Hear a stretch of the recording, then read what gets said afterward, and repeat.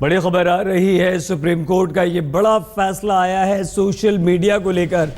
धारा 66A को निरस्त करने का ये फैसला सुप्रीम कोर्ट की तरफ से आया है। बड़ा फैसला। संजय शर्मा हमारे संवाददाता सुप्रीम कोर्ट से इस वक्त हमारे साथ मौजूद हैं। संजय, क्या है ये फैसला?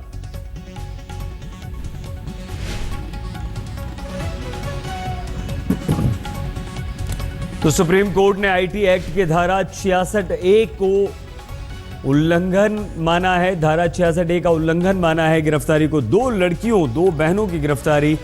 और संजय शर्मा इस वक्त हमारे साथ है। संजय, क्या है ये फैसला?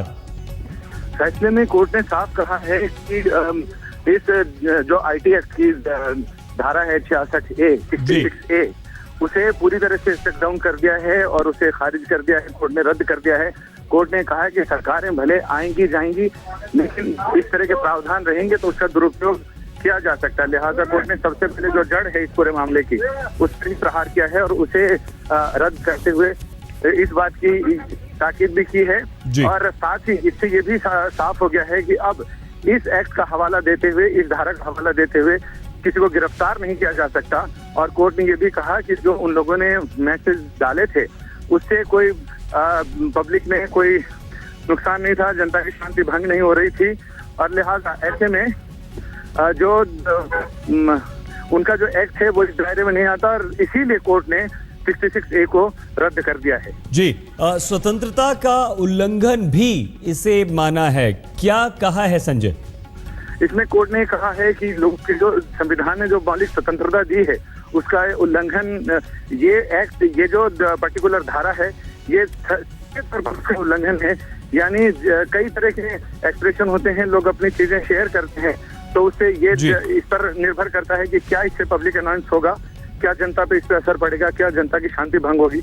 अगर ऐसा नहीं होता है तो फिर इस तरह से इस एक्ट की धारा का उपयोग करते हुए अपने पॉलिटिकल राजनीतिक स्वार्थों की वजह से ऐसा नहीं किया जा सकता।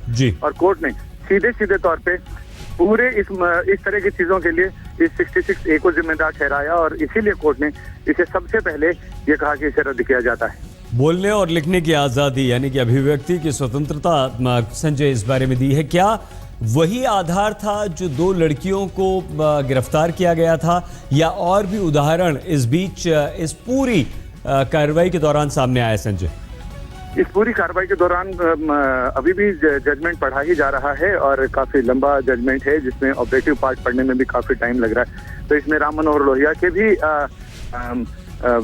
जो उनका कथन था उसका भी उदाहरण दिया है और साथ ही पुराने कई जजमेंट इसमें साइट किए हैं, पुराने कई जजमेंट का भी जिक्र किया हुआ है और काफी लंबा चौड़ा जजमेंट है। लेकिन उन्होंने कहा कि ये जो ये पूरे मामले में जो दोनों तरफ के आर्गुमेंट हुए उससे ये नहीं लगता कि there is no nexus between public order, discussion और कॉजिंग डिस्क्रिमिनेशन।